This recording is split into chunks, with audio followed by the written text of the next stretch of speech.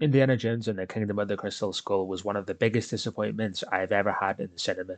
I left the cinema on the opening weekend and I basically had to lie about my feelings to save face. And I actually said to people that I actually really liked it. But the truth is, I went another two times just to try and get over that hype and just accept it for what it was. But ultimately, it just never grew on me. I just thought it was too silly, like the whole Shia LaBeouf swinging through the jungle like Tarzan. The alien thing was okay, but somewhat misguided in my opinion. And things like the character of Mac. And to this day, it's still my least favorite film in the series. However, it does have some great moments. So, in the spirit of being positive, here are my top 5 things that I liked about Kingdom of the Crystal Skull. Coming in at number 5, so it has all the classic elements of Raiders and Last Crusade. You know, it's got an opening scene, a scene at the college, like the Marcus Brody type character, this time played by Jim Broadbent as Indy's friend Charlie.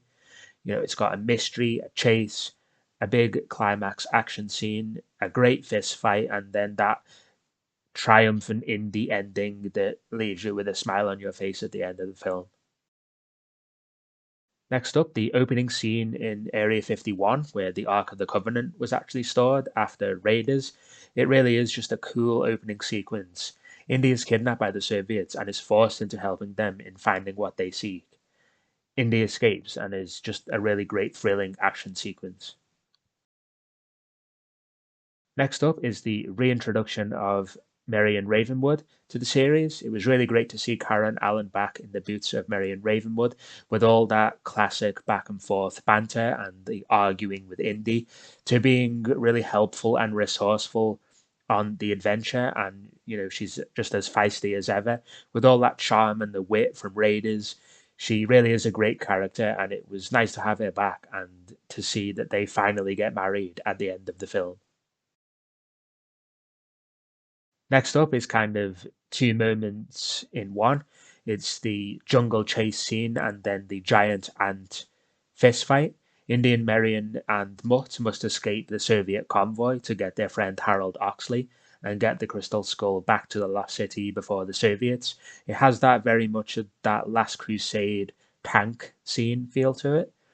And you know, there's plenty of punches, great stunts, and great moments apart from the Tarzan monkey scene, which I just cringe every time.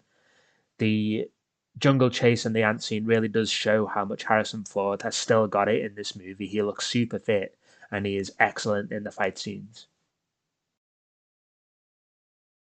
And my favorite thing about Indiana Jones and the Kingdom of the Crystal Skull is Indy's own story arc within the film. So in this film, Indy kind of has to come to terms with the new stage that he's at in his life. You know, old friends have been lost, his father has passed away, and he reluctantly joins in on this adventure, only to discover for himself that his old adventuring days may not be behind him after all. It's the lines like, you know, for an old man, you ain't bad in a fight. So what are you like 80? You know, you're one crazy old man. Someone says to him, this ain't going to be easy. And Indy replies, not as easy as it used to be. That's what makes the story arc so great. You know, you really root for him and you just want him to be okay. He still has that drive and the passion for solving mysteries and helping people.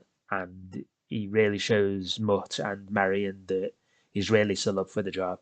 It's a real reflection of that phrase, age is just a number. So Dial of Destiny plays more into the age story arc thing, but here is where it all started. You know, it was 19 years since The Last Crusade, and audiences everywhere were wondering how is it going to work, you know, an older Indiana Jones movie. And they really work that quite well into the script and the story, you know, and he's reunited with that old flame, and the character arc is nicely rounded off by the end, and he gets his happy ending. So there we go, guys. They were my top 5 things that I liked about Kingdom of the Crystal Skull. Please let me know in the comments down below what are your favorite things about the film, and is it your favorite indie film? You know, I'd be interested to hear what you have to say. Please definitely give this video a thumbs up. Please consider subscribing to my channel, and I will catch you soon in the next video.